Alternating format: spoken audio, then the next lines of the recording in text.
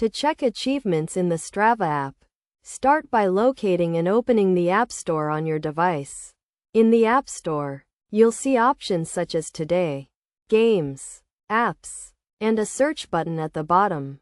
Click on the search button, which will take you to a search bar where you can type in Strava.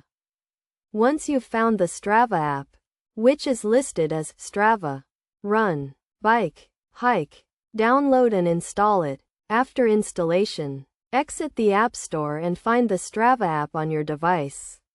Then open it. If you're not logged in, you'll need to do so before proceeding. From the Strava app's homepage, navigate to the option menu, usually located at the bottom right, and click on it. Then, tap on your profile picture. On the next page, scroll down and select All Trophies. Here, you'll see a section that says Best Efforts, which includes medals or trophies you've earned. Click on this to view all the trophies and badges you've received for your Strava activities.